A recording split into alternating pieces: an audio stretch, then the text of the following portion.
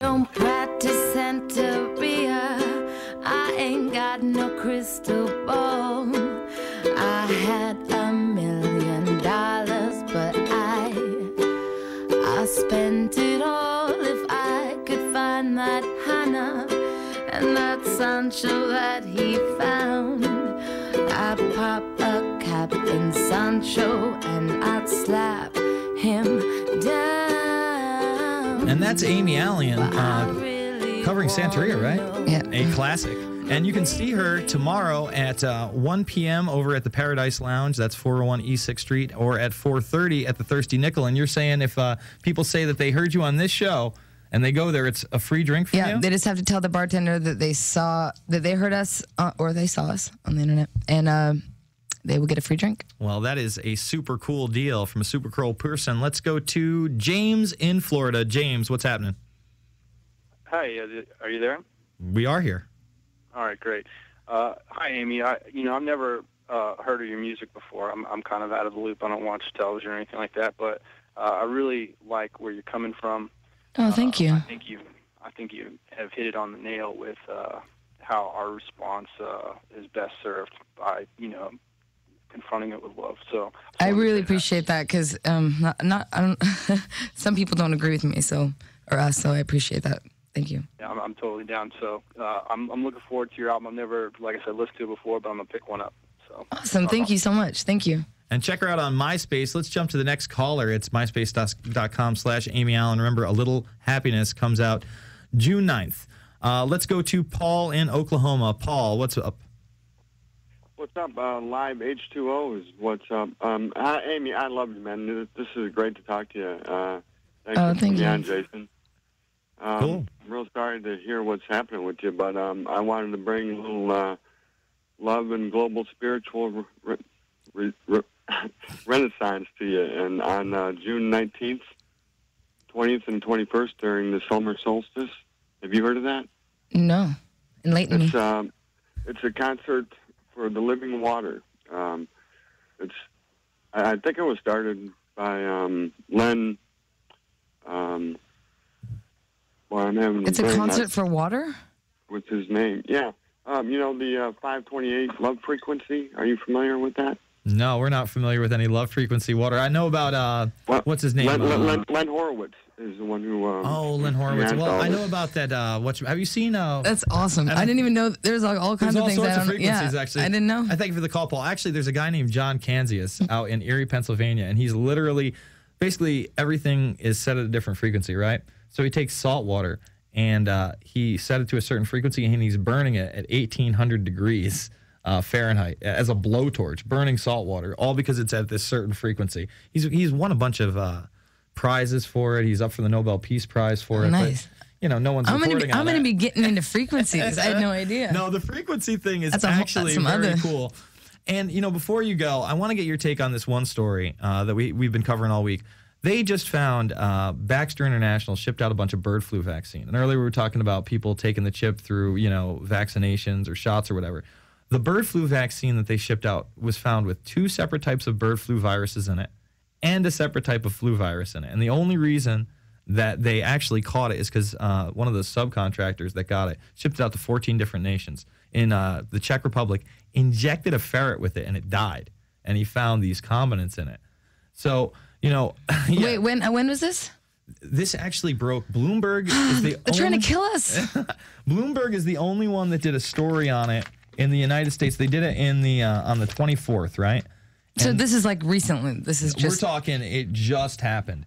And it came out on the 24th, and then they just pulled the story off the website. We couldn't find it anywhere. Canadian Free Press did a story a few days later, and then it hit the alternative press after that. But other than that, no mainstream story. So you hadn't heard about it till this. Right. Which is, I know everything, so this is very, very interesting. So you know everything. Yeah. Why don't you, I keep up. Just close up with, a critique on the pharmaceutical industry, because you said it really well. They're putting all these people on pills. They're injecting them with all this stuff. Oh, dude. We need real reform. Oh, man. Here's the thing. There's a guy who, in New York, that won a couple years ago, won $1 million, was awarded $1 million from Bellevue. Mm-hmm. Because he had a sign up talking about the government. I forget what the sign said, They brought him into Bellevue. It was for an HBO America Undercover kind of thing. I've seen it. He's the guy who basically he goes out in public and does like mock theater in front of CCTV cameras because he doesn't like the surveillance, right? Yeah, he's like he's anti-Big Brother. Yes, exactly. So he, because it was on HBO, they caught it on film. Them, injecting him against his will with needles and drugs, and he won $1 million. Well, the same, and I was like, you got to be kidding me, because the same exact thing happened to me. And I said that I had a lawsuit. I told my whole family, I'm like, we have a lawsuit. Like we have to, tell the world about this. And they were like, you know what? Let's just not even deal with it. And we didn't do anything. And then now it's past the statute of limitations. So it's too late. But I would have won $1 million if I would have gone to a judge with it, because the judge in New York said that it's been happening so much where they've been taking people and forcefully drugging them against their will when they haven't been seen by a doctor. And in my case, I called. It was right after 9/11, and I was in New York, and I called the suicide hotline because I literally had no friends in New York. They were all gone, and all my friends were in LA. And so I called the suicide hotline, not actually because I wanted to kill myself, because I didn't. I was just like, it was like 5 a.m, and I was like so lonely, and I was like, like a free therapist. You know what I mean? Yeah. Like, I'll just call. Well, they traced my call, and they brought me to Bellevue, and literally they drugged me. They put needles in my arm without me seeing a therapist or a doctor being evaluated or anything. And I was talking about my rights. That got me. Like, yeah, right. That got me, yeah. And so they admitted me, and I was there for 3 days without seeing a doctor because it was a holiday and then a weekend. So they drugged me, and I was actually they overdosed me to the point with lithium. Oh my God. Yeah. This is like a total nightmare scenario. It was a total nightmare scenario. If this tells anybody not to get involved with the system, that you have to watch out with all these programs that they make sound good, like a suicide hotline or DARE and all these other things, it's to get you into the system. And they didn't even wait to get you into the system. They literally came and picked you up. Totally. And they said, and I said, well, I'm not going to take any of your pills. I'm like allergic to medications, and I need to see a doctor. And they said, well, we're going to write notes that you're not cooperating and you're never going to get out of here if you don't. And by the time I actually had seen a doctor, days and days of being injected against my will with drugs and needles, I was so out of it at that point that I probably seemed like I needed to be there. I was just like drooling from all the medications, and it was crazy. I had so many lawyers and my family being like, "Get her out, we want her out," and they were like, "Sorry, doctor's not coming in for a couple more days." It was just like crazy. So how did you eventually get out? You contacted your family, I'm gonna guess. Lawyers and my family, yeah. So you were there for an extended stay. I was there for 5 days. For one phone call. Yeah, 5 days. For one phone call. Yep. Yep. This has been like the greatest interview ever. I mean, do you tell other radio shows any of this stuff? No, I don't tell anyone that one. I guess. I mean, geez. I write a lot of stuff on my MySpace blog. Yeah. Do you? Well, this has been a super interesting interview. I want to thank you again. People, tomorrow, 1 p.m.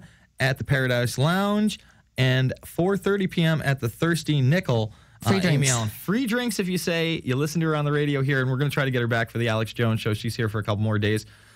It's been a really great interview, and it's myspace.com/Aimee Allen. Correct. Well, thank you for having me. Thank you for being here. Okay. All right. We're going to continue going through your calls and through the News Blitz. What a great interview. I got my little signed copy here. Check it out, prisonplanet.tv. It'll be in my little office and everything else.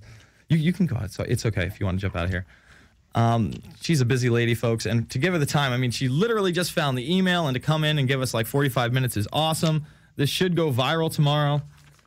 Just a great interview all around. All right, I've got other callers on the line, one of which I spent some time with out in Texas when I believe I was speaking with Freedom Law School. And his name is Doug Millar. He works with a man named Ted Gunderson, who was recently put on the ADL's hate list. Basically, all of a sudden, the ADL is going after people like Joe Bannister and Ted Gunderson, who are patriots in this community.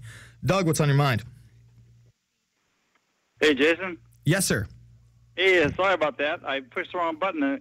Hey, great to hear that show, man. What a clue you had with Aimee Allen. No, great interview. Buddy. She was very nice. Yeah, no, and it came out of nowhere. Great interview, great person. I hope people get her album. It's called A Little Happiness, and she's very insightful, very pleasant, and we're going to try to get her on the Alex Jones Show as well.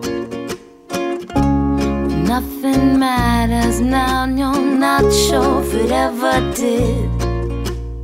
When life is gray or black or whatever color it is.